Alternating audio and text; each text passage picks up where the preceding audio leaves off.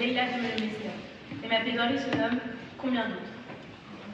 C'est sous la douce chaleur des nuits de juillet 2016, en Espagne, à Pampelune, que se fait la San Fermin.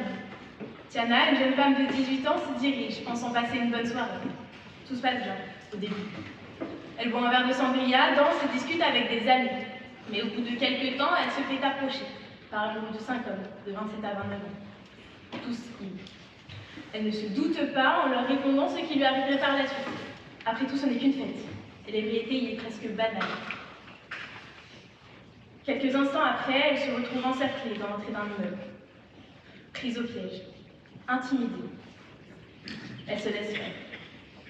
Terrorisée par la peur d'être tuée, parce qu'on ne peut jamais anticiper les réactions d'une personne devenue violente, une fois alcoolisée. Ils l'ont violée, les uns après les autres. Aucun n'est revenu à la raison. Aucun n'a été pris en main. Aucun. Après leur acte infâme, ils l'ont abandonné, en partie dénudé, et lui ont volé son téléphone portable. Ils s'en sont ensuite vantés sur un groupe WhatsApp nommé la Manada, qui signifie la meute en français. Ils y ont posté les photos et les vidéos dans leurs agissements. Pour rigoler, bien se pavaner. Tiana a bien évidemment porté plainte pour viol collectif et vol, mais la justice en avait décidé autrement. Avril 2018, les membres de la meute sont condamnés à une peine de 9 ans de prison pour abus sexuels. Alors, abus sexuel ou viol, on se dit que la différence est infime, minime, mais en réalité, elle est immense. Un abus sexuel, aussi connu sous le nom d'agression sexuelle, ne constitue qu'un délit. Sachant que seulement 3% des viols finissent aux assises, sachant que puisque notre droit véhicule une présomption de consentement, il est parfois difficile pour les victimes de prouver la contrainte ou la menace. Si la meute n'a pas été condamnée pour viol, c'est parce que la justice espagnole estimait qu'il n'y avait eu ni intimidation, ni violence. Parce que Tiana ne s'est pas assez débattue, selon eux.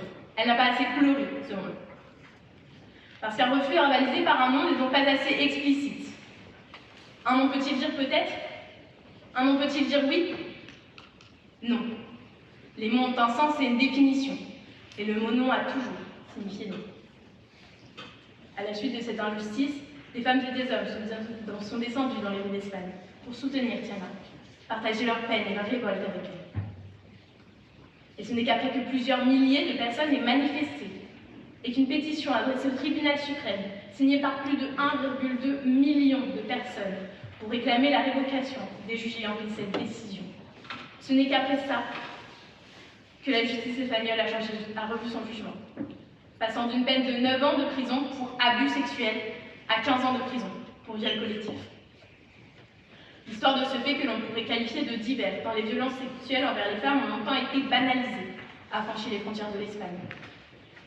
Pour que Tiana soit la dernière à vivre un procès comme le sien, parce qu'on ne peut pas changer le passé, mais seulement améliorer notre futur. Ce fait parmi tant d'autres a convaincu l'Union européenne de proposer une directive pour une définition commune du viol. Une définition basée sur l'absence de consentement, un texte commun à tous les pays européens, harmonisant les sanctions à l'encontre de ceux qui les commettent. Quelle dimension symbolique puissante ce texte aurait-il pu avoir? Or, la France, l'Allemagne, la Hongrie, la Pologne, les Pays-Bas et 5 autres États ont exprimé leur refus à cette initiative. S'accrochant à la définition de l'article 222-23 du Code pénal, qui définit le viol par la violence, la menace, la contrainte ou encore la surprise. Ce refus de la France et de ces quelques autres pays a découragé l'Union européenne de ce projet. Elle vient de renoncer à une définition communautaire du viol. Un point de discorde, affirme-t-on. Le viol n'apparaîtra donc pas dans les textes relatifs aux violences faites aux femmes.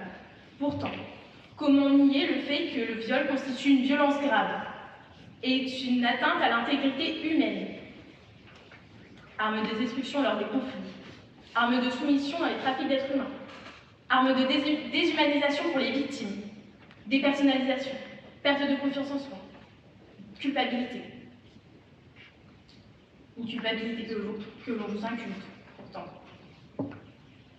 On sait pourtant que le droit à la sécurité est un droit fondamental et imprescriptible. Il est d'ailleurs explicitement énoncé dans l'article 3 de la Déclaration universelle des droits de l'homme, je le cite, « Tout individu a le droit à la vie, à la liberté et à la sûreté de sa personne. » En France, les chiffres relatifs aux violences faites aux femmes m'apparaissent alarmants.